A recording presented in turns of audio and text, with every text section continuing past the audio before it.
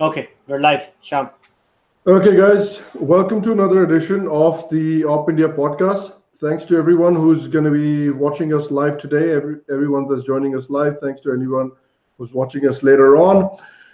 Today is a special episode because we have a special guest. We are joined today, of course, by Kushal Mehra, my co-host, and we're also joined today by Dr. Amit Thadani, and we're going to be talking to him about a very particular issue. So first and foremost, uh, welcome, Amit. Hi, Sham. It's great to have you, and welcome, Kushal, as well. Hey guys, namaste. Welcome to the OpIndia podcast. It's very nice to have Amit with us on the discussion today. For a change, we have to do less of the talking, and Amit can talk and explain things to us. So, Sham, let's start. All right, let's start. So, obviously, the hot button topic of the past week has been the goings on in West Bengal. Sadly, it's become sort of a theme in Indian society and Indian politics, talking about what's going on in West Bengal. So, for people who probably weren't aware, recently there was a incident in a hospital in West Bengal where a very elderly man was brought in for treatment, but unfortunately he passed away while he was being treated. And a crowd of about 200 people, I think, descended upon the hospital and beat the I think there were two doctors and some interns, and they beat them to a pulp. One of the doctors, unfortunately, had a badly fractured skull. And this is the kind of event that's almost become commonplace in places like West Bengal, whether it's attack on doctors, whether it's attack on BJP karyakartas, whether it's attack on basically anybody who doesn't fall in line with the Mamata Banerjee government. But focusing on the doctor issue and focusing on the attack on doctors, I think what really surprised me, Amit, and this surprised me because when we were talking about this before we went live, you said something that I really caught me by surprise, that this is not a uncommon issue. Yes, this is not at all an uncommon issue. It's a very hot topic among doctors across the country. The topic of violence against doctors is one, big reason why doctors are not even pushing their own kids to take up medicine anymore because Wow. of the constant fear to their own safety. Unfortunately, that's the way things have gone. And of course, this what happened in West Bengal is not really a new incident in that sense, but it's the first time that the state has descended on their own doctors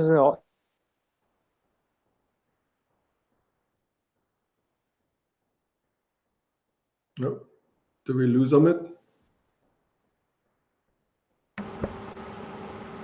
I think we might have lost Amit there.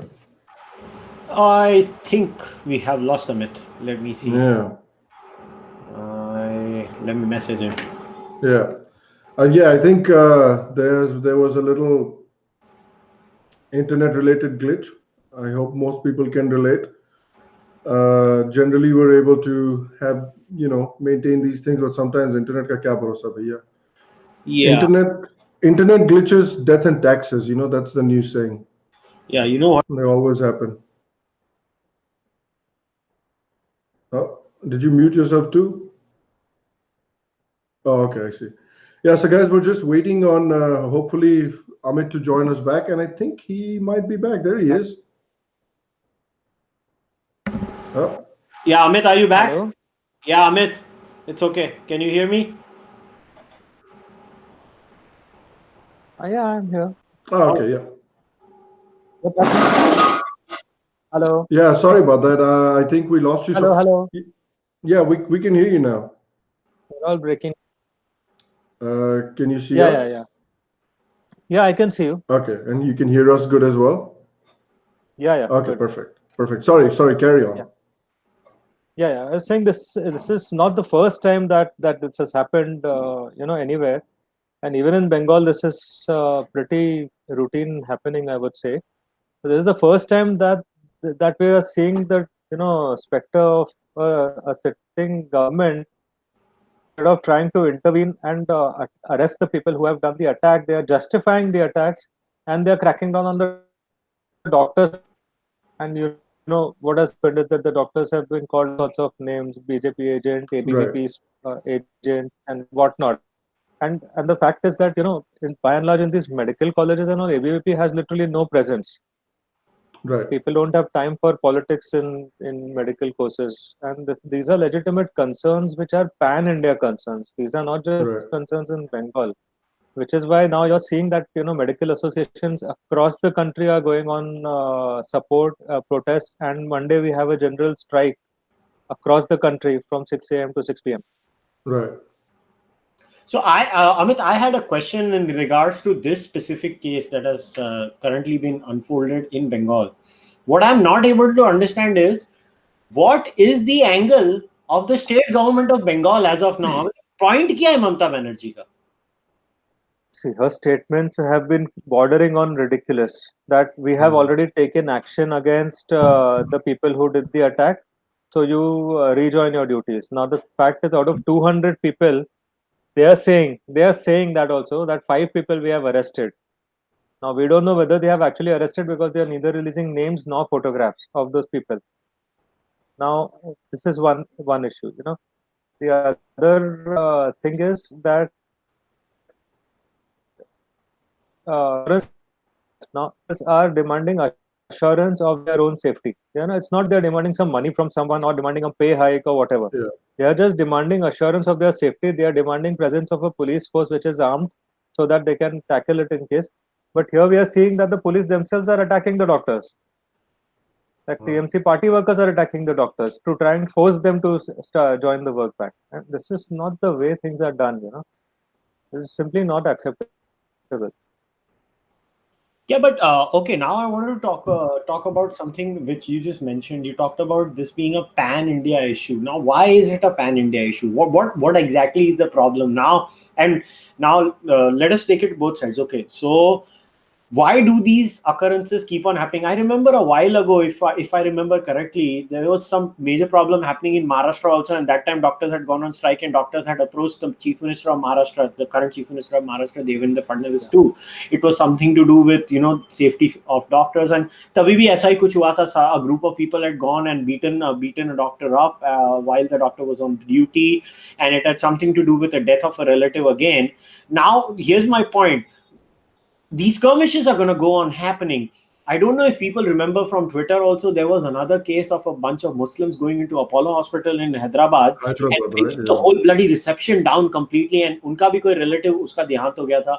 So my point here, Amit, to you, my question to you would be that what are the concrete steps that the doctors are asking? Okay, we need safety and security, but how? And is there a discussion for? See, it's okay. Everybody knows we need safety and security, but how are we going to go about it? How are we going to do that? So what has the Indian Medical Association or the other groups representing the interests of the doctors, what have they given? What are the concrete suggestions that have been given to the respective state governments and the central government, current central government, in regards to safety? As in, how do we go about doing that?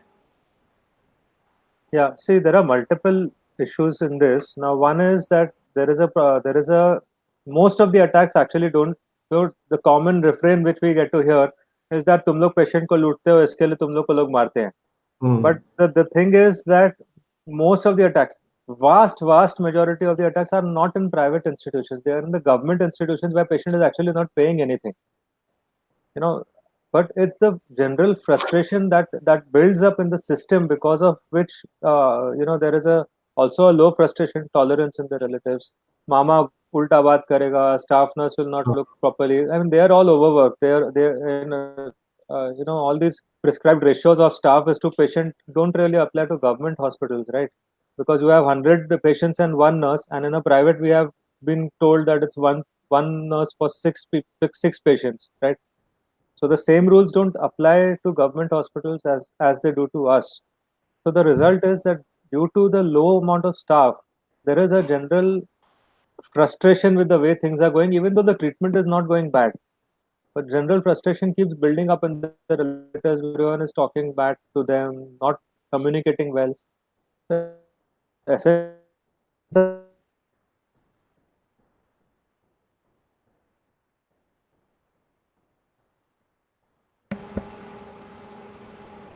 Did we lose him again? I think. hello. No, he's there. Oh, Yeah, you're back. I can Yeah, see you're you. there. You're there. Yeah, I think I got you. I'm back. Yeah. So essentially, what is happening is this is more a communication failure, medical issue per se, from where I look at it. Now, what have hospitals and doctors been doing about this? You can hear me? Yeah, Yeah. yeah. Can you hear me? Yes. Okay. Are you able to hear Now, us? yeah. So the thing is now at the level of what happened in Maharashtra was exactly almost the same incident where relatives had beaten up the doctors on duty. Yeah. Yeah. Okay. Yeah. So relatives had beaten up doctors, and the doctors had gone on strike. 2017. I was very much in that agitation also. That was another attack which was at Sion Hospital, which is a government hospital, a BMC hospital, right? Now, we had gone on strike demanding security because this is a long neglected issue. Even at that time, the issue had been heavily neglected. And, after a while, doctors got frustrated that the government just assures that we'll give you security. They don't actually do it. And that's why we had all gone on strike. Now, in the case of Maharashtra, the Devendra Fadnavis government resolved that issue very nicely. Like they didn't get into conflict with the doctors as is happening now. They Right. called the doctors for meetings. They sat down. They said, "What are your concerns? You tell us." They promised us a time-bound implementation of security forces in the public hospitals, and they are doing it. Many places it's already been deployed. We see the new security forces in the BMC hospitals in Mumbai, and you know, over a period of time, they are being deployed across the state. Still not 100% done, but it's still a work in progress. But they did not do what this lady is doing. Like you call them BJP agent and you call them outsiders, and you start making allegations like they are saying that we will treat people not more special. Like they are saying that we will treat people not more special. Right. Totally It's interesting because there's sections of the media that are, I feel like, doing the same thing as well. I saw a couple of articles that were coming out that the BJP is trying to play this some kind of game in West Bengal by using the doctors, and I don't understand how the BJP is using the doctors. hello. Are you able to hear us, Amit? Yeah, yeah. So, Yeah. the sections of the Yeah. media that are Now I can talking hear. about how the BJP is trying to use these doctors, or this is some kind of a game by the BJP, and it's again one of those things that sometimes just the media pulls it out of its ass, because there's absolutely nothing, there's no proof given by the journalists when they say this. They just make a claim and they publish an article, and we're supposed to take it as the gospel truth, and I don't think articles like that, and I don't think conjectures like that help the situation in any way, right? Yeah, and it's not just that. I read an article in the Telegraph which makes such scandalous allegations that the doctors attacked the relatives with hockey sticks. Oh, wow. Can you believe this? Now, the doctor has had his skull fractured, for God's sake. How can you say that the doctor attacked the relative? Yeah. I mean, this is just agenda driven. What can I say? And of course, they are blaming BJP. Possible that BJP people are also contributing to the social media uproar, but the agitation on ground has nothing to do with politics. This has happened in BJP ruled states, and on Monday when we go on a pan India strike for a day, it's going to Mhm. happen in every single state, and most of the states right now are BJP ruled, right? So Right. this is an issue now. What we have been demanding from the central government is state governments don't seem to be interested in making a proper law. Like Maharashtra government has a law in place which punishes anybody who attacks doctors or medical institutions. They have to pay damages. They have to pay twice the amount of damages that they've done. Plus, it's Mhm. non-bailable. They are in for 7 years jail. We've been demanding a law which goes pan India because the states are not doing the legislation. It's a state subject, but the states are not legislating. So we've been requesting the central government to pass a law and allow this legislation to come from the center and let states take it up as their individual, like you do in many other cases. What kind of movement have you seen from the central government on it? Like, what kind of has the central government been receptive? Can you hear us, Amit? Voice. Okay. Can you hear us now? Amit, can you hear us? Yeah. I Yeah. think. Yeah. Now I can hear you again. Oh, are you back again? Okay, great. Okay. Yeah, I was wondering how receptive has the central government been to the demand that you were talking about? In fact, just about 20 minutes back, there has been a flash on Republic that the central government is in agreement that they will bring in a legislation for this Oh in a wow. central legislation. Well, that's interesting. Yeah, it almost feels like one of those issues that is plaguing India in so many different places. We were talking about Kushal bhai, we keep talking about on the podcast, and we talk about it all ad nauseum, and I bet people get sick of it. But I think it's an issue that without that issue being resolved, I don't think the situation can ever be improved.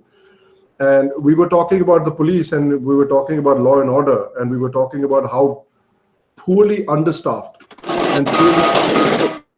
Whoa. Oh, I think it was Amit's laptop there. There we are. Yeah, we were talking about how badly I, the police is oh, no, I just under-equipped. dragged. Oh, I see.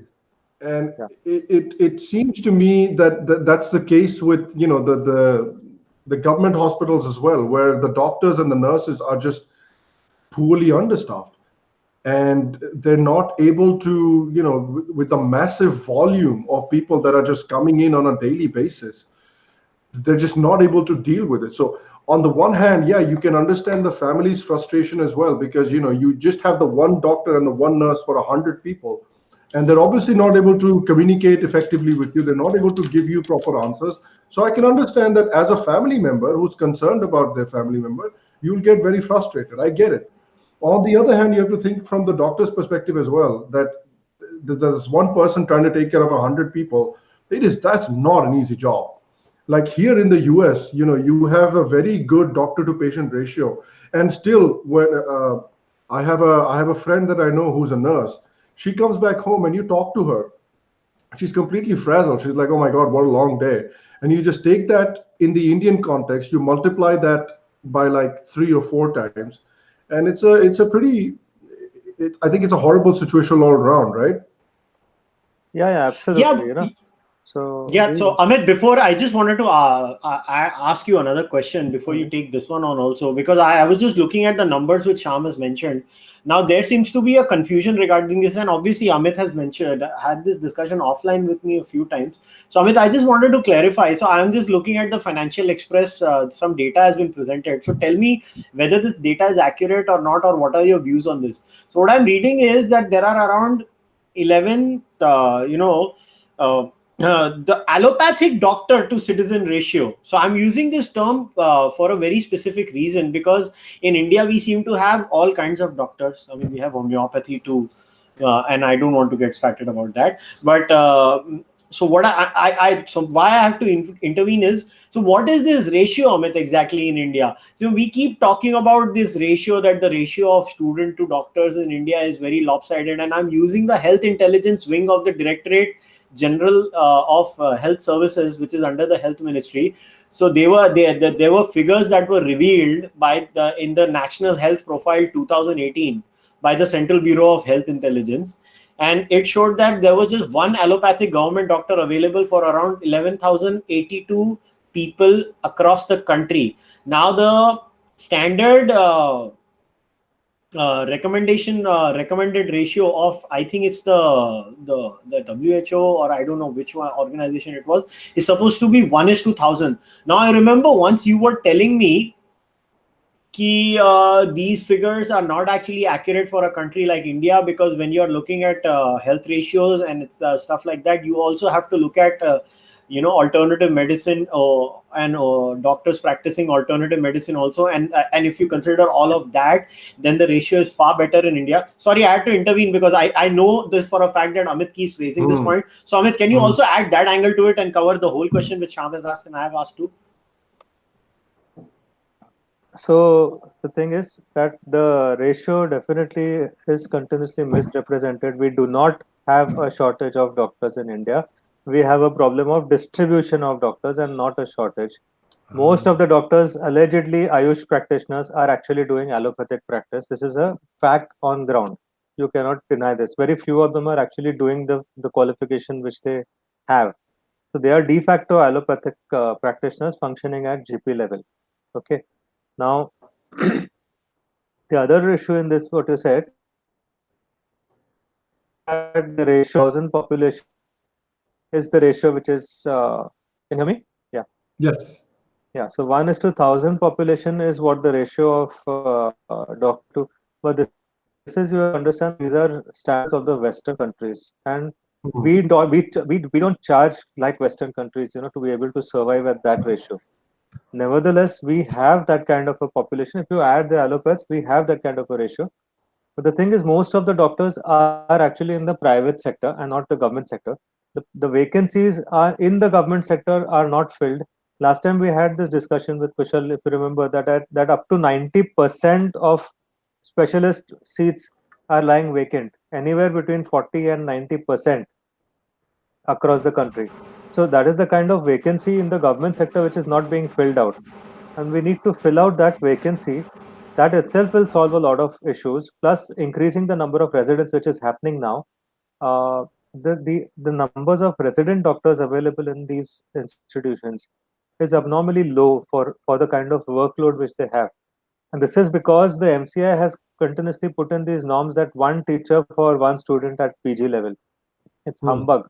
Nobody ever teaches anybody anything at PG level, right? So one teacher can very well, one guide can very well take two or three students, and that has also been done. JP Nadda did it in his last term. He liberalized this ratio, he doubled it, and many now the intake is likely to increase. And government has also announced that about 2,500 more seats will be added in 25 new medical colleges. So things are improving, but there is definitely no short. You go along any road of a small town, you will see dozens of doctors in a line. So it's a myth that there are 100 doctors in one line. Yeah, how can you say that there's a shortage of doctors? Come on. Yeah. So the problem is a distribution problem, not a numbers problem. So Right. Amit, if I was to ask you, how do we fix this distribution problem? Because if we were to fix this distribution problem, where medical services are provided to people where they need it the most, so don't you think a lot of this?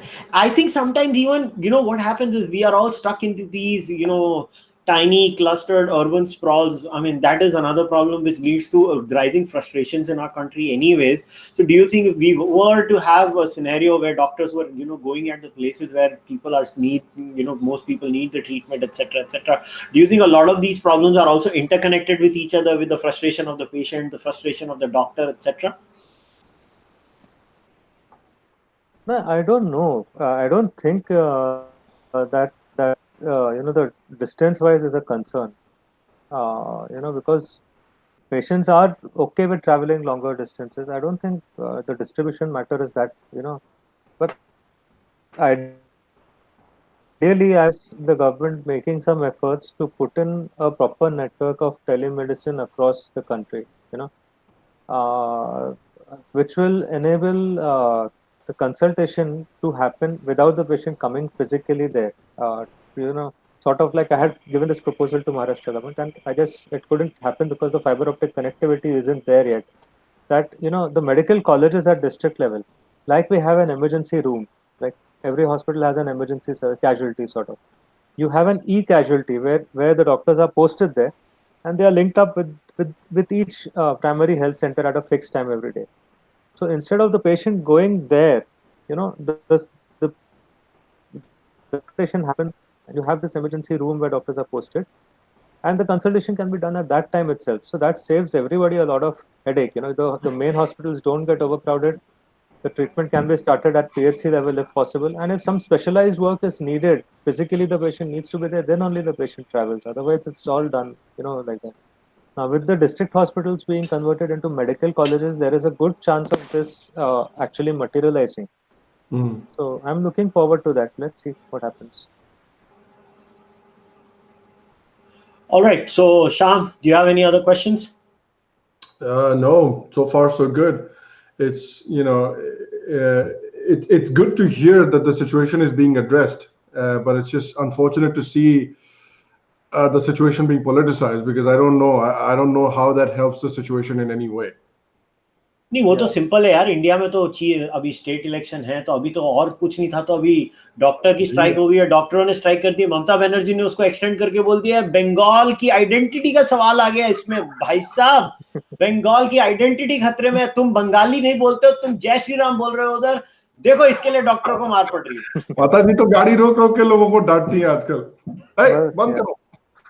But the most despicable allegation I've heard is the one, that doctors सिर्फ Hindu patient को treat करेंगे और मुसलमान को नहीं. I mean, this is an allegation which disgusts me to the core. I mean, all my personal beliefs aside, there is simply no way a doctor can discriminate between his patients. It just doesn't happen that way.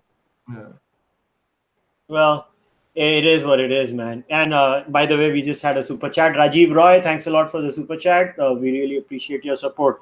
So I guess I think all the questions have been answered, Sham. So Amit, any last comments before we move on to the next topic? Do you have anything else to add about? So you mentioned the Monday strike on Monday. Do you have anything else? By the way, to everyone watching this, भाई तुम्हारा कुछ इलाज होगा Sunday को करा लेना.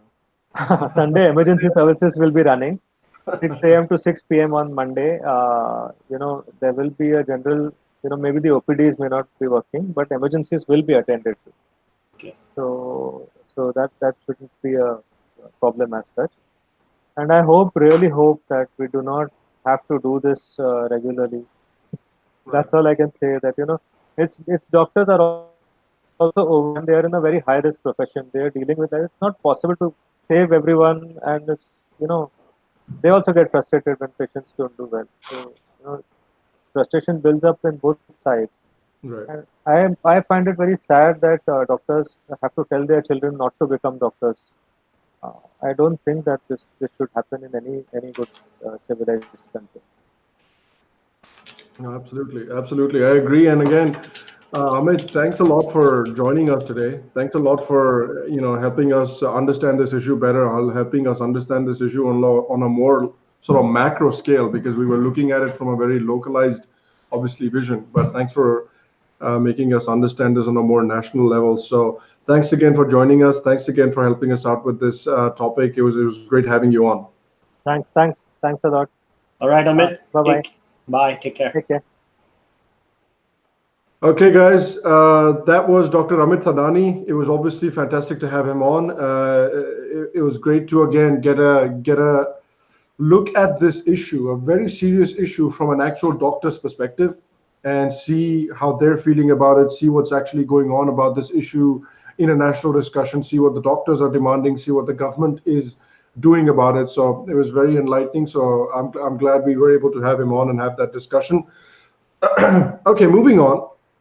Our next topic is also a bit of a hot button topic. Well, at least it's developed into a hot button topic, because हो क्या रहा है कि कुछ टाइम से लोग कह रहे थे कि भाई मोदी गवर्नमेंट आई है, मोदी गवर्नमेंट नया क्या करेगी, what is the Modi government going to do?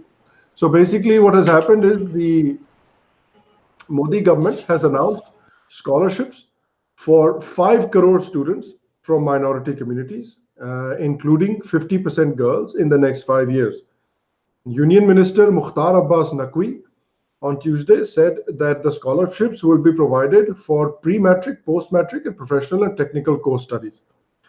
So this was the announcement that the government made, and there was obviously, I think, anybody who's not been living under a rock, उन लोगों को पता ही होगा कि भाई काफी हल्ला मचा इस बारे में, काफी लोग नाराज हुए थे कि भाई अपीसमेंट पॉलिटिक्स की जा रही है, तो आई थिंक इस इशू को भी थोड़ा सा टैकल करने में या इसके बारे में बात करना will be interesting, because I think there's more layers to it than people are necessarily telling. I think just simply calling it appeasement politics is maybe doing this idea or doing whatever policy the government has announced. I think it is doing it a little bit of a disservice. I can understand where people are coming from when they're making the claim that this is appeasement politics. I completely understand what they're saying. But I think there's more levels. Layers to it as well. Don't you think, Kushal bhai? There are far more than just layers to this. This is like an onion. The more you peel, the more you know. It's never ending. First of all, I think the outrage is only on Twitter, nowhere else. और तो किधर है नहीं, but Where obviously, does outrage exist anywhere? yeah. So it's Twitter was basically created for that. whatever little outrage is happening is on Twitter. Now that I have joked about it, let's go get on to the serious part of the discussion. What exactly is the objection? I have not understood. Is the claim that these minor scholarships are only for minorities, and that too in minorities? Is it only for Muslims?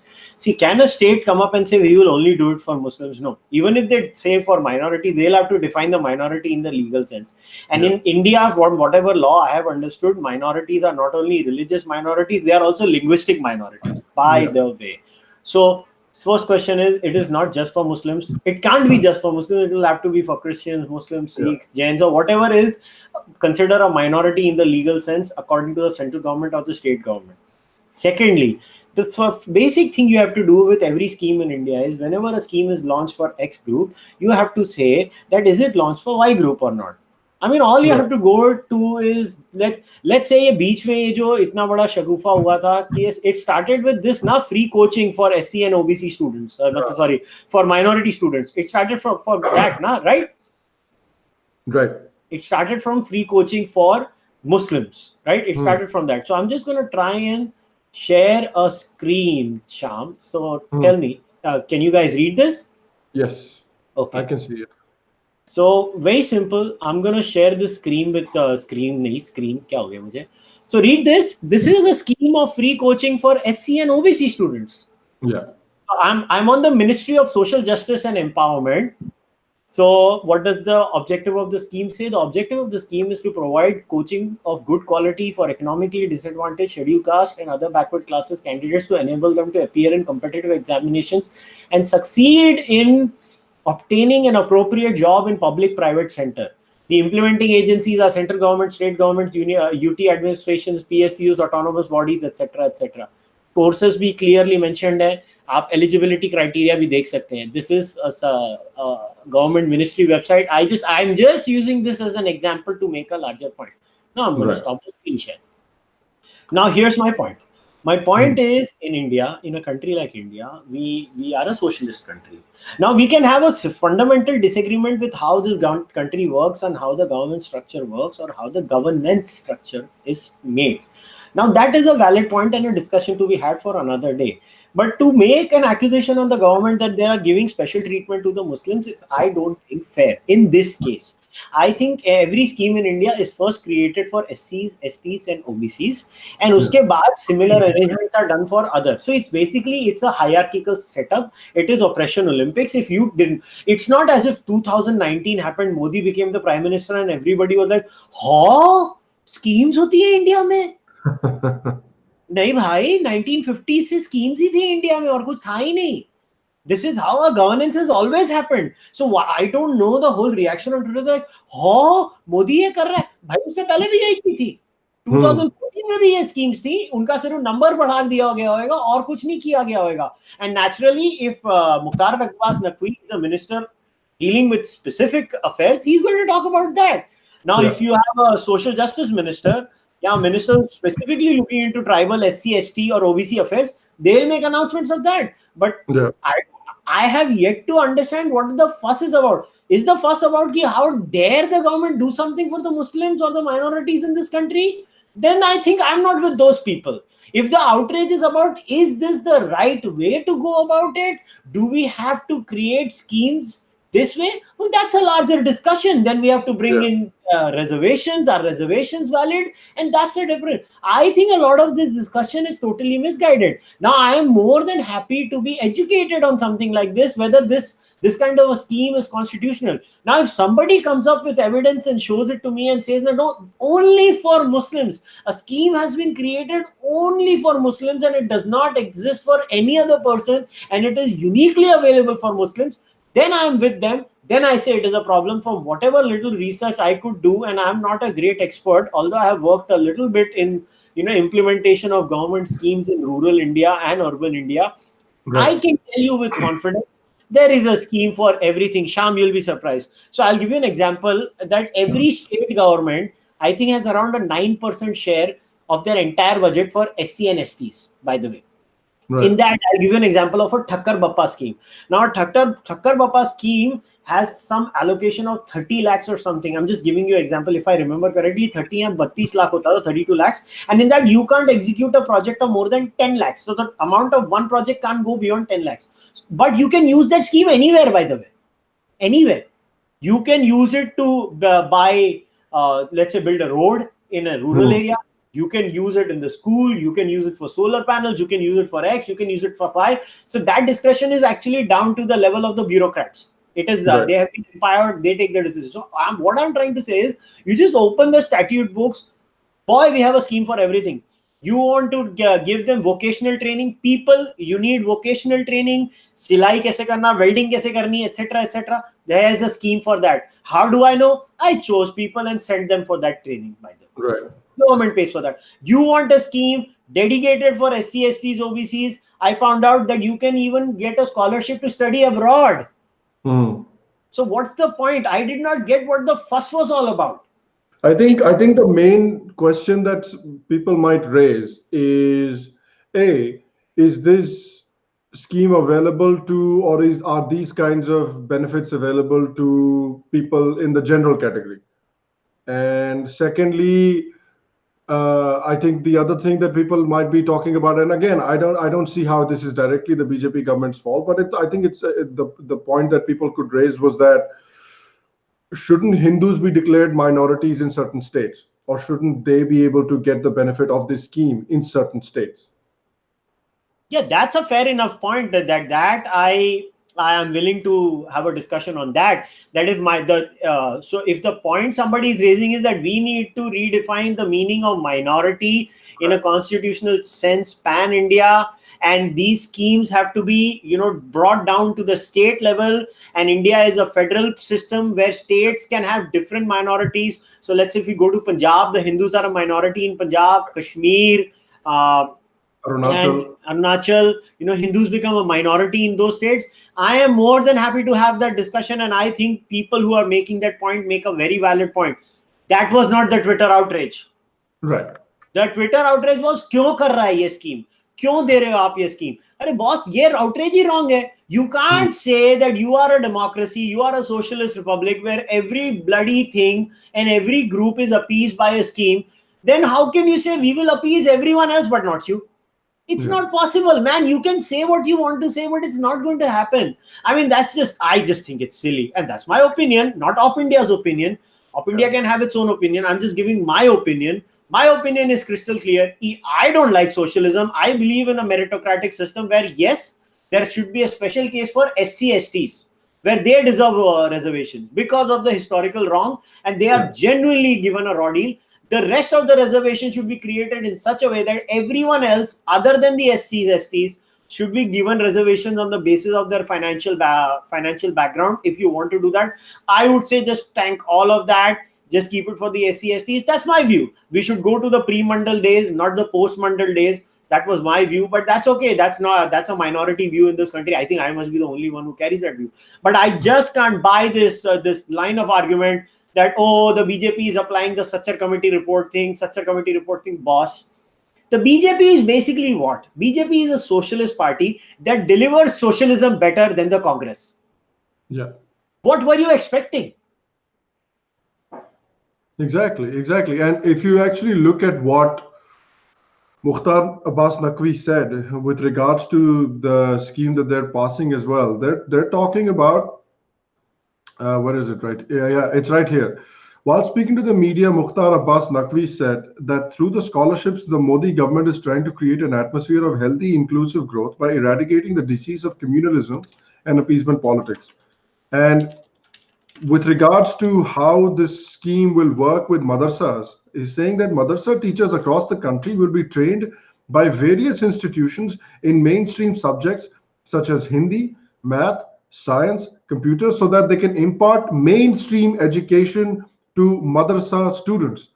Madrasas which are there in a large number across the country are to be connected with the formal education and mainstream education so that those children in the madrasas can also contribute to the development of society. I think that's a good idea. I think why let those madrasas exist in a vacuum where they can be funded by Saudi money and just teach death to infidels all the time? I think it's better that these madrasas be brought into the mainstream and be taught science, math, and actual education. I would go one step further. You know what the government should do? The madrasas have to be forced to teach secular education. Yeah. By law, you have to teach secular subjects. You have to teach math. You have to teach science. Not only that, the government should create a fixed criteria where all madrasas should be audited. And if they don't perform their duty, they will not get any government benefits. That's how much I am far. That's how far willing I'm willing. Push the government to improve the madrasas and just make it another damn school where, yes, they teach that to infidels along with maths and science. Yeah. But as long as you're teaching math and science consistently to them, it is going to have an effect on some people, at least I think. Hopefully it will have an effect on some people, and they're like, okay, this whole death to infidels and earth is 5,000 years old does not make sense with all the other subjects that I'm reading. Listen, man, and you know what? This again. So let's play the devil's advocate. The argument will come. No, but you know who the radicalized ones are? They are the most educated. This will be the standard argument you get out. It's true also. Cases, yeah, it is not backed by data. It is not backed by data. And Right. Once again, I'm saying, and this is what I talk to my left-wing friends also when I sit with them. They keep saying, "Oh, look at these Hindutva people. Oh, so radicalized." Also, I just simple thought experiment, guys.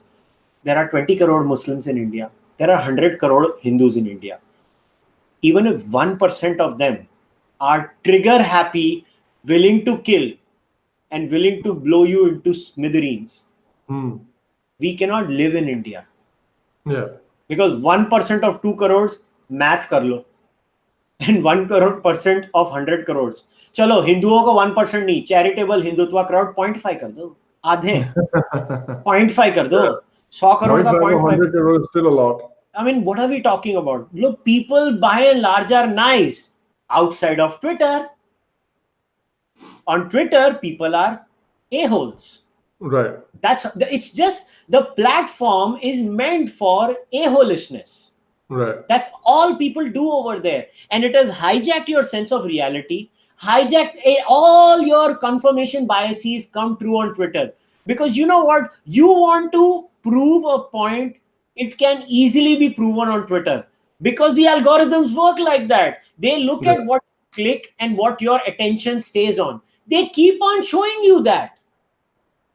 So as long as there is no government data or there is no trend, I'm not going to buy anything.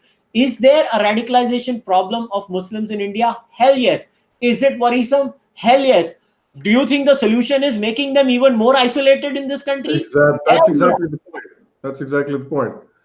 That's exactly the point, that I think trying to bring them into the mainstream, trying to get them involved, being taught 21st century subjects, I think that's a positive step. I think that can only lead to good things. And sure, there are other steps too. And another complaint that might come is that, well, that by itself is not going to fix the problem. And I agree. And nobody's talking about this is all we should do. We should just teach math and science in madrasas and that will solve nobody's saying that. The government is just taking one step, and this can be one of many steps. So we are just discussing one step here. And I think in that one step, there are merits to this step, is I think the point that we're trying to make. Look, if you're not going to secularize these places, then what are you going to do? Yeah. I mean, what? I'm waiting for someone to say, bomb the madrasas. I mean, literally, there will be someone on Twitter who will say that. I mean, it's just, kuch bhi bolte hain log. Anyways, let's move on to the next topic now. Let's move on to the next topic, and I think this is something that you brought up. Kushal. Yeah, can you share that article, please? Yeah, I'll share the screen really quickly. So this is essentially, let me see if I can find it. Where is it? Should be. Kidhar hai bhai? You want me to give you the article again? I have the article. I'll just have to put it in another window, I think. Now I can see it. Okay, here we are.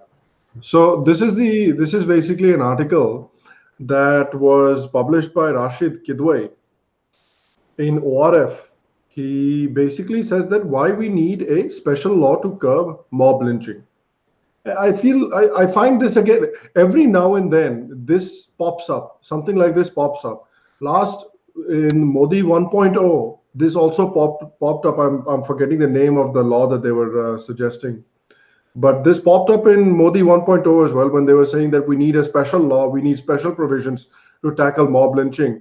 And now it's popped up again. And the very first thing, and this happened when we were talking about this online as well, the very first thing that comes to my mind when I look at this article and I'm like, don't we already have an act for this? Don't we already have laws for this? यार इस सबसे बड़ी problem ये है कि when you read this law, I don't know, everybody on the live show, do you guys remember the live viewership right now? Do you guys remember the communal violence bill? Yeah, that's what it was called. This reminds me of the communal violence bill. You know, remember the Congress had tried to bring in that piece of garbage legislation where basically it was a screw the Hindus bill. Yeah. Totally lopsided, totally against Hindus. It was basically destroying Hindus, that bill. I clearly remember the moment I saw this. और ये tweet की structuring देखो जरा शाम. Tweet जो है भाई साहब का, वो structure कैसे हुआ है? वो structure है कि why we need a special law to curb mob lynching. It presents it as if mob lynching is allowed in India because it is legal in India. Let us bring a new law to curb it. Yeah. Do you see what they're trying to play? So that's the wordplay they do with stuff like this. First of all, I remember beating people up, any kind of battery, murder, assault, etc., etc. Last I remember, it was illegal, right? Exactly. It's already illegal. I don't understand it. Like one of the problems India has also is law on top of a law on top of a law on top of another law. Yeah, you need one law ना. आपको चाहिए कि भैया लोगों को मारना गलत है, लोगों को ना मारो, illegal है, लोगों को पीटना गलत है, लोगों को ना पीटो, illegal है, चोरी ना करो, illegal है. We already have laws for that. Like I don't understand what a special law is going to change necessarily. What are you going to do? What is that special law going to even bring to the table that's already not on the table? Yeah, and you know what the problem is in a situation like this is, in my view, this is my personal view, is we have a state-created vacuum in India. Now, instead of fixing that state-created vacuum, we have this weird tendency in India. हमारे यहाँ ना national game है law. हम law बनाते हैं हर चीज का. वो क्या होता है कि यहाँ पे कैसे है, ट्विटर पे ट्विटराटीज वर्च्यू सिग्नल करते हैं, मेन स्ट्रीम मीडिया पे main stream anchors virtue signal करते हैं, पार्लियामेंट और स्टेट असेंबलीज में पॉलिटिशियन वर्च्यू सिग्नल करते हैं. उनकी वर्च्यू सिग्नलिंग कैसे होती है? वो लॉ बनाते हैं, वो आते हैं बोलते हैं अच्छा मॉब लिंचिंग हुई, हम लॉ बनाएंगे मॉब लिंचिंग का. अबे जैसे लीगल था. क्या लोग हैं हमारे देश में, अजीब अजीब हरकतें हो रही हैं, कुछ भी बोलते रहते हैं लोग. स्टेट क्रिएटेड वैक्यूम है, लॉ एंड ऑर्डर कोई फिक्स करता नहीं है. कोई ट्विटर पे गवर्नमेंट को एक शब्द भी नहीं बोलेगा भाई पुलिस रिफॉर्म्स का क्या हुआ. 4 कमिटी के रिपोर्ट आ चुके हैं पुलिस रिफॉर्म्स के भाई साहब, 4 कमिटियों के रिपोर्ट आ चुके हैं, कोई उसके ऊपर एक्शन नहीं. वैकेंसीज पड़ी हुई हैं. Even the sanctioned police limit of India, which is garbage by the way, even that order by the Supreme Court, hardly any state government has fulfilled that. I think other than Goa and Nagaland, everywhere else it has not been fulfilled. If I am remembering it correctly, जितना मुझे याद है Nagaland. तो आप सोचो इस देश की हालत क्या है. सिर्फ ये देखना यूपी में रेशियो क्या है, पुलिस टू पॉपुलेशन रेशियो, डर जाओगे. It is one of the worst in India by the way, और सबसे पॉपुलेटेड स्टेट इंडिया की, और उसमें ही हालत है. तो issue again state created vacuum. हम वैक्यूम नहीं भरेंगे. किदवाई साहब आके बोलते हैं यार लॉ बना दो. अबे लॉ बनाने से प्रॉब्लम सॉल्व हो जाएगी? लॉ को इंप्लीमेंट करने वाले लोग भी तो चाहिए. लॉ को इंप्लीमेंट करने वाले लोग है ही नहीं, आप लॉ पे लॉ बनाते जा रहे हो.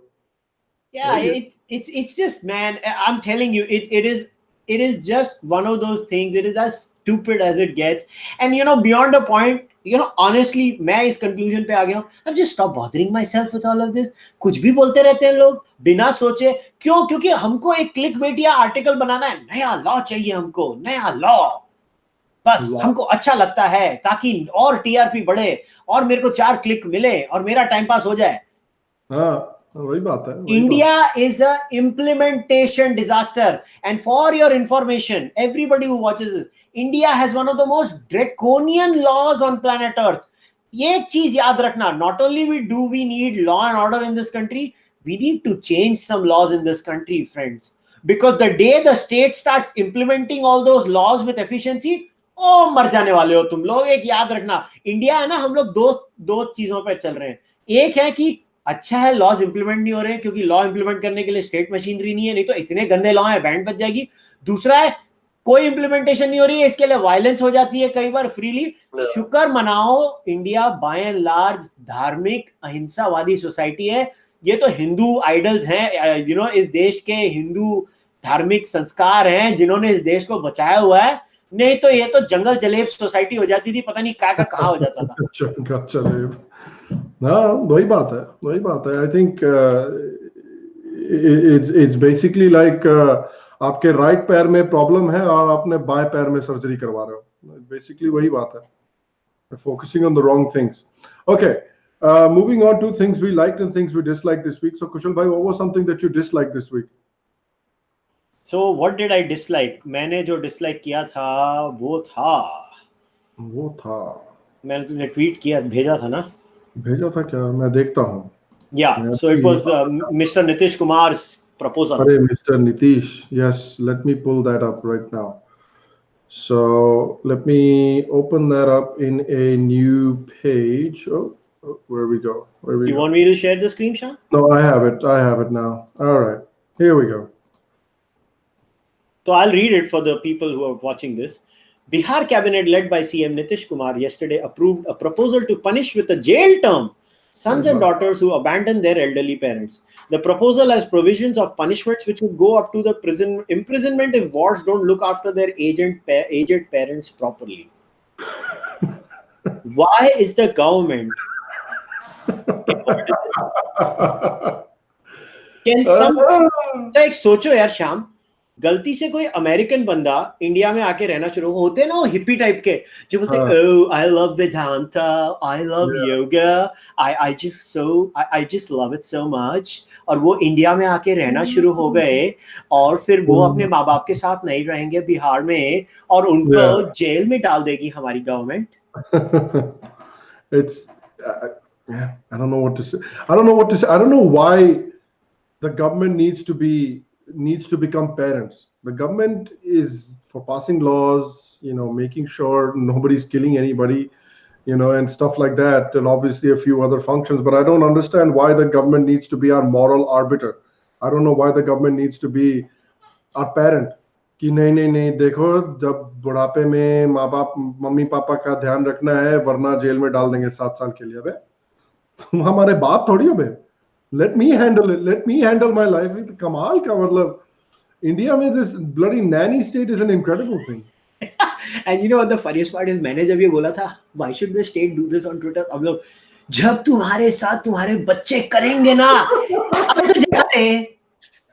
तू जा यहाँ से, तुम्हारे बच्चे करेंगे ना, ये वही इमोशंस में ही मरे हुए हैं ये सब के सब. अबे स्टेट का क्या काम है इसमें? बच्चे करेंगे तो जेल में डाल दोगे क्या बे?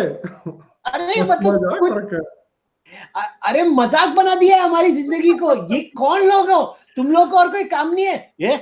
And okay, tell me, how will they define the criteria of what is the ideal state of taking care of their parents? Oh my God. Look, if somebody gave me an example, they took their money away, their pension away, and they were beating them out. That's illegal anyways. Yeah. That's illegal anyways. And this is where I believe the state needs to look at options. If you really want to be a nanny state, well, you know what? अगर ये government ने कर दिया ना, same Twitter के जो right wing महारथी ना बोलेंगे, why is the government opening old age homes? Why is the government doing this? Why? By the way, these are societal problems. The government is fixing this now. These are social issues. We are supposed to be taught to be good children. And by the way, some parents don't want to live with their children. They just don't like them. Have you ever thought of that? I know personal Maybe some people are independent. Some people are independent and they say, I don't want to be a burden on my kids, or I don't want to live with my kids. I want my kids to enjoy their life, and I want to enjoy my life separately. I'm able-bodied. I'm able to take care of myself. I don't have to live with my kids if I don't want to. So why not? I don't see anything wrong with that. Are you going to force that person who wants to live independently कि नहीं जाके बच्चों के साथ रहो, बुढ़ापे में अकेले नहीं रहना है? नहीं, अलाउड नहीं है। बोला ना नीतीश बाबू ने, आपको बोला सुननेगा उनको। हम जो कह रहे हैं आप वो सुनेंगे, अगर आप नहीं सुनेंगे तो हम आपको जेलवा में डालेंगे। एंड उसके ऊपर से पहले तो आप एक तो लिकर बैन कर दो, जिससे कि जितने भी बिहार के साले नेबरिंग स्टेट्स हैं उनकी मौज हो गई है, उनको पैसा मिल रहा है। They are making all the money from the liquor sales in Bihar, all the neighbouring states of Bihar. उसके ऊपर से बिहार में लिकर माफिया फैल गया है, that is attacking policemen, that is attacking civilians, and people are getting killed by the Bihar liquor mafia. उससे आपका पेट भरा नहीं, लोगों को मरवाने से और बिहार को बैंकरप्ट करने से फर्दर आपका पेट भरा नहीं। उसके ऊपर से आप हालां एक नैनी स्टेट क्रिएट कर दो कि नहीं, एक तो तुम you can't enjoy a basic freedom and you can't even have a drink, which is I think a pretty basic freedom across the globe, except for Muslim countries, but a pretty basic freedom across the globe where you can just sit down and have a drink. Take that away, उसके ऊपर से then become a complete nanny state. मतलब हो क्या रहा है यार बिहार में? यार हमारा देश की कहानी क्या है उनमें शाम? हमारे देश की कहानी है horrendous solution for bad problems. That's the story of our life. We just provide horrendous solutions to bad problems. We, as if the government is not involved enough in our life. हमने decide किया ना मुन्ना, हम तो और घुसेंगे तुम्हारी जीवन में और बर्बाद करेंगे तुम्हारे जीवन को, और तुम क्या जानो दर्द बेटा, तुम क्या जानो। ये वही वो जो हमेशा अंकल डायलॉग मारते हैं, बेटा तुम क्या जानो इसकी कीमत, तुम क्या जानो उसकी कीमत। हाँ, सारी कीमत तुमको ही पता है भाई, हम तो गधे ही हैं। कल को ना देखना, अगले साल नीतीश कुमार एक लाएगा कि एक दरोगा बाबू जो है और एक क्या बोलते हैं कांस्टेबल, हर एक घर में एक कांस्टेबल रखा जाएगा ताकि बच्चे अपने माँ बाप से तू तड़ाक ना करें। हर एक घर में एक कांस्टेबल रहेगा। अगर बच्चा कभी भी आवाज उठाएगा अपने मम्मी पापा के खिलाफ तो बच्चे को 7 साल की जेल। इसमें सबसे कंफ्यूजिंग चीज क्या थी मालूम है? रिसेंटली बाबा रामदेव ने एक स्टेटमेंट दी थी, पैन इंडिया दारू बैन कर दो और वीड लीगलाइज कर दो। मरवा रहे हो भाई। अरे ये सबसे कंफ्यूजिंग था। तो इमेजिन करना, मतलब दारू बैन कर दो, ओए वीड लीगल कर दो, ओए इमेजिन कर, मतलब मैं प्यार किया भी नहीं जाता, नफरत की भी नहीं जाती, ऐसा बाबा रामदेव ने लिया है सबको। दारू नहीं पीने दूंगा, गांजा मारो ना। गांजा फ्री, गांजा लीगल पर दारू बंद। बाबा क्या करें? You're tearing me apart, बाबा। अरे मालूम है हमारी गेम बाबा के साथ क्या होने वाली है? He loves me not, he loves me not। So that's the story of our life। इतना एंटरटेनमेंट मिलता है हमको इंडिया में। चलो the thing that I like की तरफ जाए। थिंग दैट यू लाइक की तरफ जाते हैं। तो मेरे पास एक है, I don't know if you sent me the original one. No I did, I sent you. मैं वापस भेजूं कि मैं शेयर कर लूं इधर? आप ही शेयर कर लो। चलो मैं एक बार शेयर करता हूं। मतलब दिल थाम के बैठना दुनिया वालों, दिल थाम के बैठना, क्योंकि जो अब मैं ट्वीट आप लोगों को दिखाने वाला हूं, ऐसा ट्वीट आपने कभी अपनी साथ पुश्तों में नहीं देखा होगा, समझे? ये देखो, ये है। अरे कहाँ गया? अरे कहाँ गई? बैक पे क्लिक करो, बैक पे क्लिक करो। ये देखो, ये आ रही हैं, ये देखो। I have booked my flight with United from Chicago to Delhi via #Toronto की स्पेलिंग देखिए, टोरंटो पंजाबी है, Toronto Toronto. #Canada, they just booked my ticket, took the money, and now they are telling me that I can't travel via Canada as I don't have Canadian visa. .. sick. .. #cheaters. at United. It cost me more than $200 going back. Sad. ये चेहरा देखिए भाई और बहनों, देखिए इस चेहरे को, इसके अंदर का दुख देखिए, आप इमोशंस देखिए अलका जी की, जो अंदर से इमोशंस आ रही हैं उनकी, उस इमोशंस की लूज मोशंस को समझिए आप लोग। और अभी नीचे देखिए, लोग जब ट्वीट लिखते हैं तो वो सिर्फ लोग जब ट्वीट लिखते हैं तो वो सिर्फ ट्वीट लिखते हैं ताकि लोग, और जनरली लोग समझ जाते हैं कि what people are feeling when somebody types a tweet. लेकिन अलका जी हर एक ट्वीट के साथ एक फोटो लगाती है। ये as if this was not enough Shaam, Shaam ये काफी नहीं था। नेक्स्ट ट्वीट ये देखो, at United, thank you so much for helping me out. I really appreciate your effort. Only because of you, it was possible. And finally, I'm flying today back to my home. I'm sorry for the harsh word. It was not words. It was word. तो जैसे अभी आपने क्या ना, ओ तेरी नहीं बोला, ओ तेरी नहीं बोलना, ओ बोला उन्होंने सिर्फ। Finally, I'm flying with at United via hashtag Munich ... Go at United. ओ देखो hashtag India, hashtag ओए कनाडा किथे गया इधर, कनाडा किधर, टोरंटो किथे गया ओए। अच्छा, as if this was not enough, अभी I'm going to share another.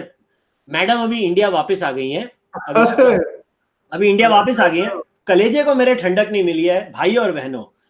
अब एक और शेयर किया जाएगा, ये लो, अभी मैं एक और शेयर करूंगा, एज इफ मतलब लाइफ में कुछ बाकी नहीं था मेरे। अब मैं आपको शेयर करके बताऊंगा एक और बहुत ही सुंदर, प्यारा सा, नन्ना सा, मुन्ना सा ट्वीट इनका। अरे दिखाइए, हम ये आया, ये रहा। उफ, अदाएं देखो आप इनकी, आप अदाएं देखो। ये फिर से, और हमने बैक कर, ये देखो, मेट्रो से उतरकर बस का इंतजार करते हुए, इमोशंस देखो, एंगल देखो, इमोशंस देखो। क्या आप लोग में से कोई भी इंसान ये इमोशंस ला सकता है? नहीं, आप लोग जलते हो, आप जलते हो अलका लांबा से। अब मैं हर इंसान से एक रिक्वेस्ट करने वाला हूं, आज से हम ट्विटर पे एक मुहिम करेंगे। शाम, तुम नाश्ता खाने के पहले सेल्फी लोगे, नाश्ता खाने के बाद फिर से सेल्फी लोगे, बाथरूम जाने के पहले सेल्फी लोगे और तुम्हारा एक्सप्रेशन होगा, और करते समय बाथरूम जाने के बाद, बाथरूम से बाहर निकलने के बाद सेल्फी लोगे और एक्सप्रेशन होगा। Very nice. ऐसे हर इमोशन, लाइफ की हर चीज पे भाई और बहनों, मुझे सेल्फी चाहिए आप लोगों से। If you don't do it, तुमको पाप चढ़ेगा।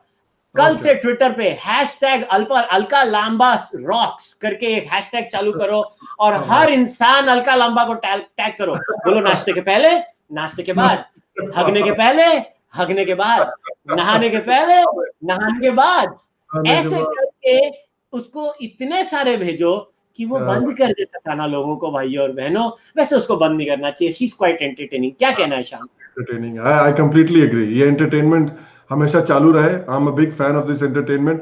आई एम अ बिग फैन कि आपके पास कनाडा का वीजा नहीं है, ट्रांजिट वीजा नहीं है, लेकिन तब भी आपको खुंदस हो रही है। तब भी यूनाइटेड की गलती है कि आपके पास कनाडा का ट्रांजिट वीजा नहीं है। नहीं, मगर देखना, उसका सरनेम लांबा है और पंजाबन है।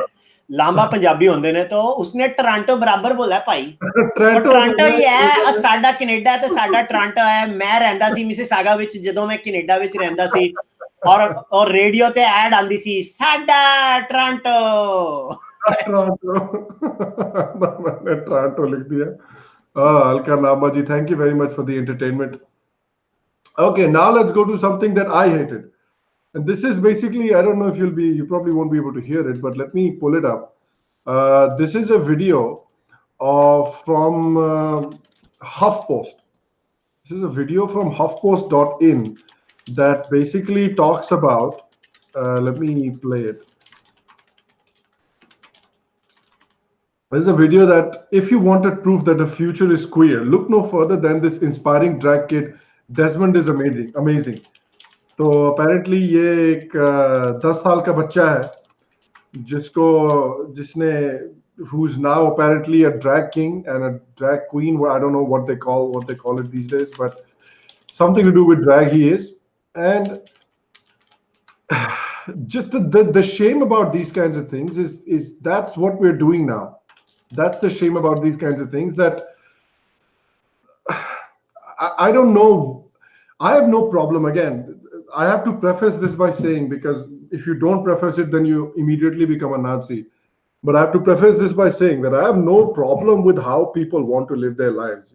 And you want to live your lives dressed up in fancy clothes, the rest of your life, do it. You want to be gay, I mean, you can't want to be gay. Most people are born gay, but that's your life. Live it. You're transsexual. Live it. You don't want to be in a man's body. You want to be in a woman's body. Do it. That's your life. You have to live with those decisions. Do it. There's no problem on my end. Free love, man.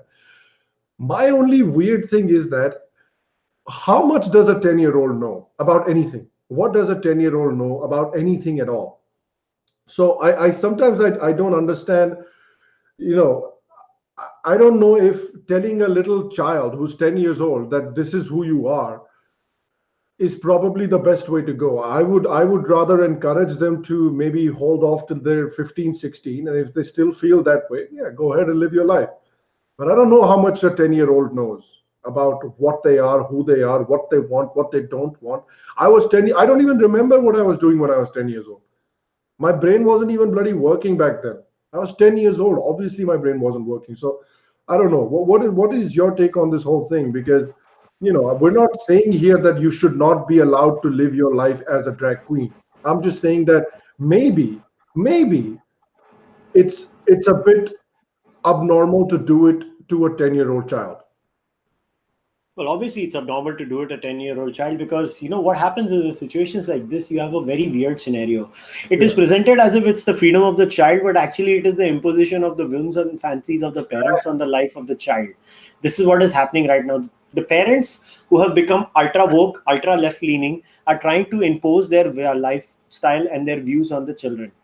And it is actually playing games with the child's mind. But at the end of the day, like parents indoctrinate, and I use the word indoctrinate with full responsibility, indoctrinate the children with religion, that's allowed. This is going to be allowed too. I know it sounds crazy. It's going to happen. Already allowed. He's doing it. He is a he is Yeah. a queen, whatever they call it, but he's Yeah, already. whatever, man. To each its own, and parents need to be more responsible. What I would oppose is gender hormone therapy before the age of 18. Yeah. That I will not support. But you know what? If your child says it wants to be a drag queen, drag king, Yeah. drag king, But queen, square, do you whatever, even man. understand what a drag king is at 10 years old? What did you understand when you were 10 years old? तो यार मैं तो 10 साल का था, मैं तो cricket खेलना चाहता था, मैं तो और कुछ करता नहीं था मेरी लाइफ में, तो मेरे को तो Exactly. मत पूछो. We understand. हम लोग को पता क्या था दुनिया में 10 वही साल तो. की उम्र में? हाँ, तो वो तो किसी को पता नहीं होता, मगर वही तो प्रॉब्लम है ना. यहाँ पे पेरेंट्स देखो, हर पेरेंट अपनी बच्चे के थ्रू अपनी जिंदगी जीता है. ये एक फैक्ट है. हर Yeah. माँ बाप अपने बच्चे के थ्रू अपनी जिंदगी जीते हैं. समझ लो फादर को टेनिस प्लेयर बनना होगा, वो नहीं बना तो वो बच्चे को टेनिस प्रैक्टिस कराता है. हाँ. तो ये नॉर्मल है. ये एक weird sort of tennis practice हो रही है और कुछ नहीं है. ये बेसिकली क्या है, ये एक नया रिलीजन इन टाउन है. हर रिलीजन, हर रिजिड आइडियोलॉजी ऐसे ही बिहेव करती है, और जब आपको ऐसी रिजिड आइडियोलॉजी का भागीदार बना दिया जाता है तो बस यही होता है. It's actually personally even I find it very sad. बच्चे के साथ क्या हो रहा है बच्चे को. मगर अगर आर्ग्यूमेंट ये है तो फिर बच्चे को रिलीजन भी शाम हम कैसे सिखा सकते हैं? वो भी तो वही है, वो भी तो imposition of some thoughts and views है ना बच्चे के ऊपर.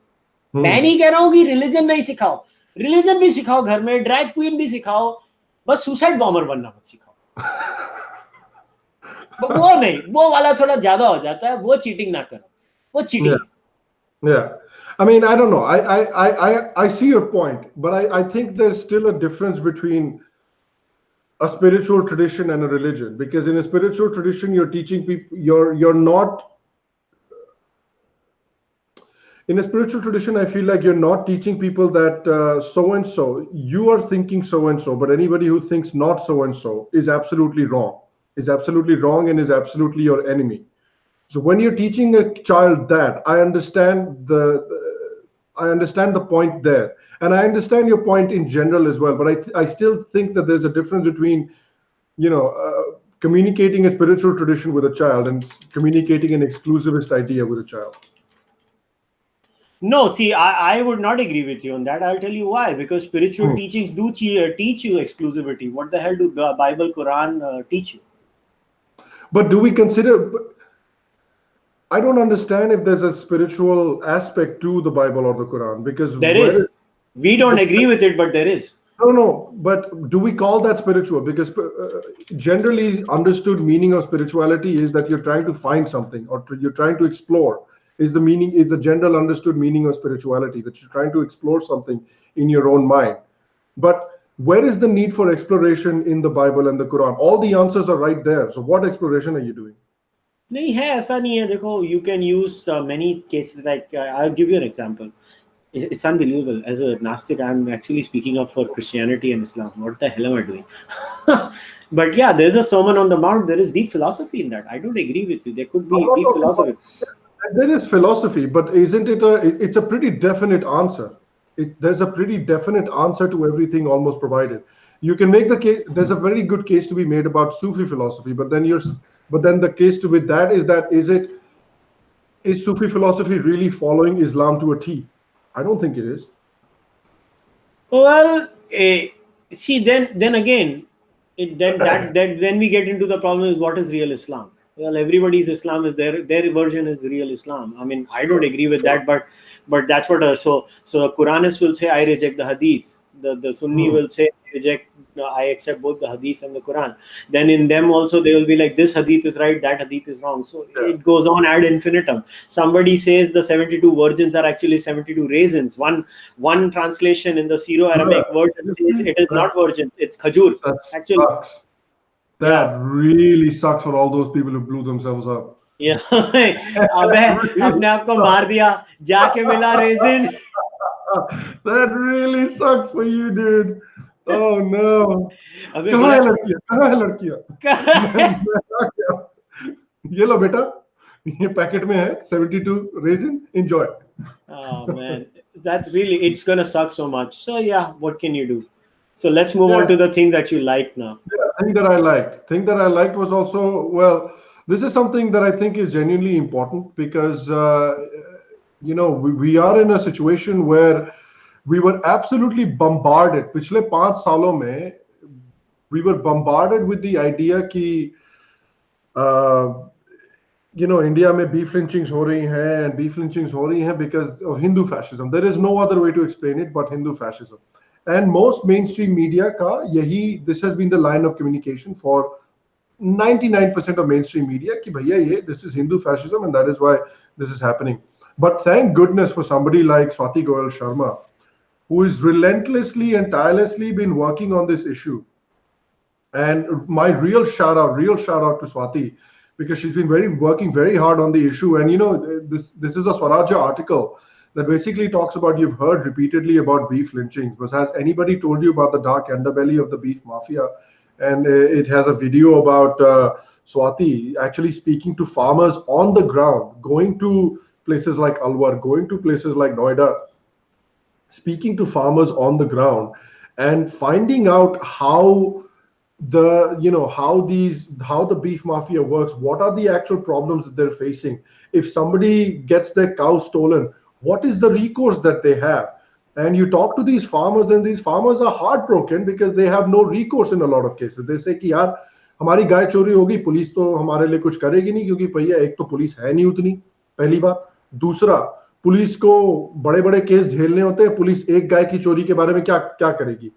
एक गाय की चोरी may not be a big thing, but for a poor farmer, एक गाय can be an entire livelihood.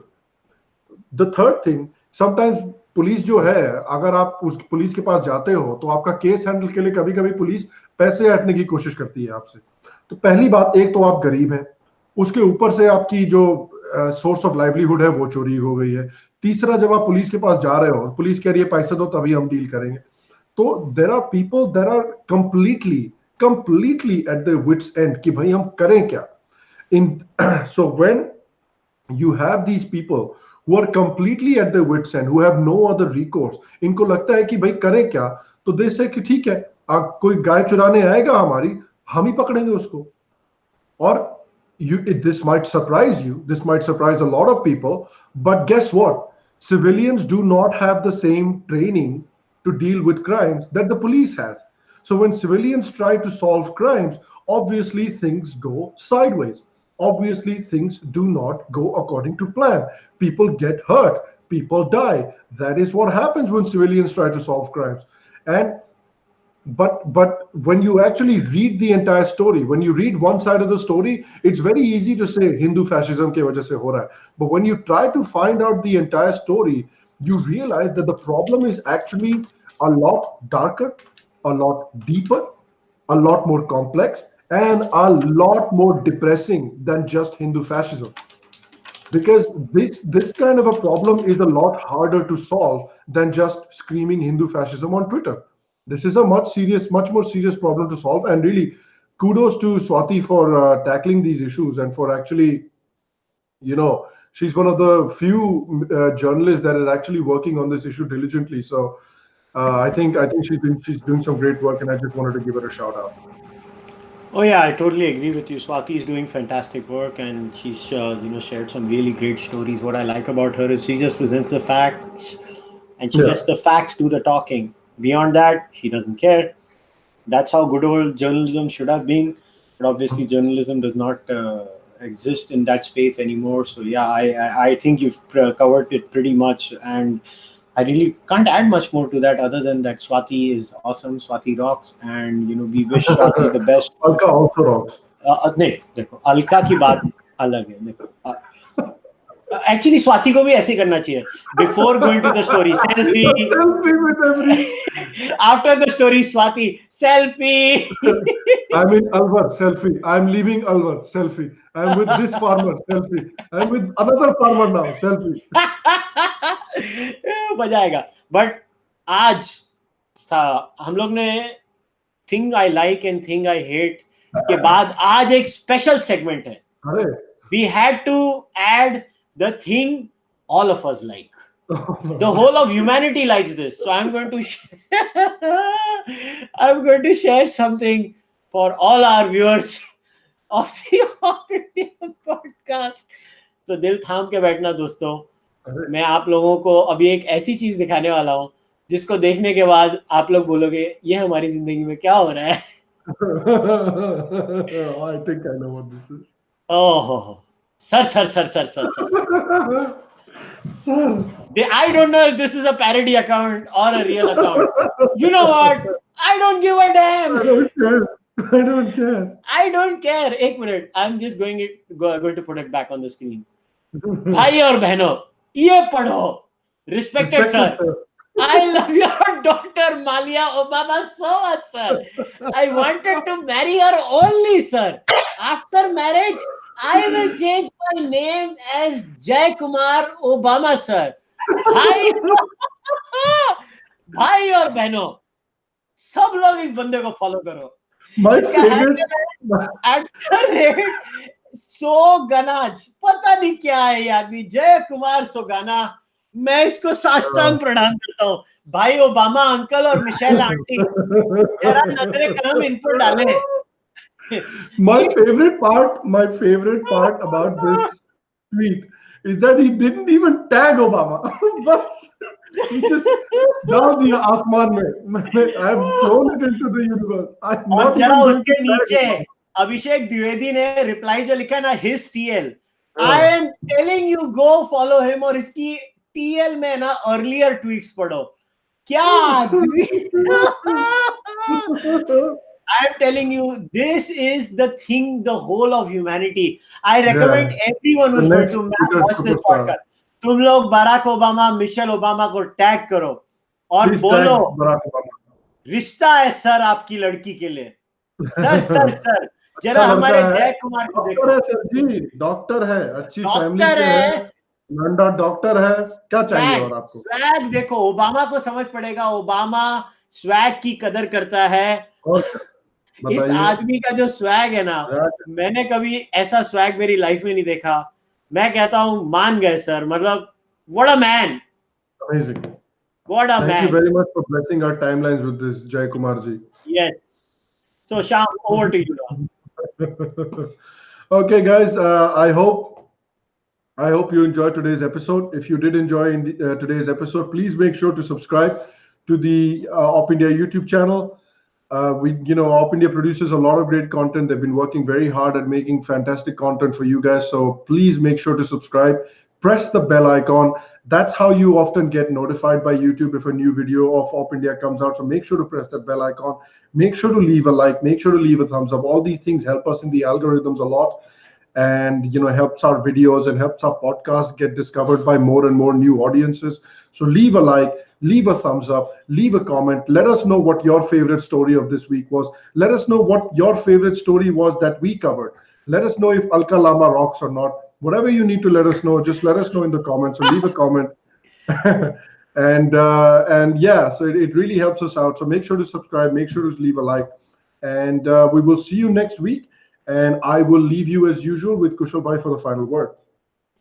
So guys, like I say every time, please support us at opindia.com. Go on the website, click the support button, whatever way you can. Please do that. If you want to see some new guests like we had Amit today, send us an email at feedback@opindia.com. And I have a small request from all of you. Next time, before you come and watch us on opindia.com, just like Alka Lamba, selfie before starting the live stream and selfie after the live stream has ended. I need that on Twitter. Please tag me at Kushal_Mehra, Sham at Shambhav 15. Shamba15, and at Op India. हम तीनों को tag करना. Do not tag Nupur and Rahul. They do not deserve the pleasure in this. It's Yeah, only no. Shamba, myself, and Op India Yes. that deserves all the pleasure. We need to create a movement. Alka Lamba rocks. Hashtag Alka Lamba rocks. We need some selfies, guys. I expect it from you tomorrow. So if you don't do it, paap chadega tumko. So on that note, namaste, good night, goodbye. Take care, guys. Take care, guys. Good night.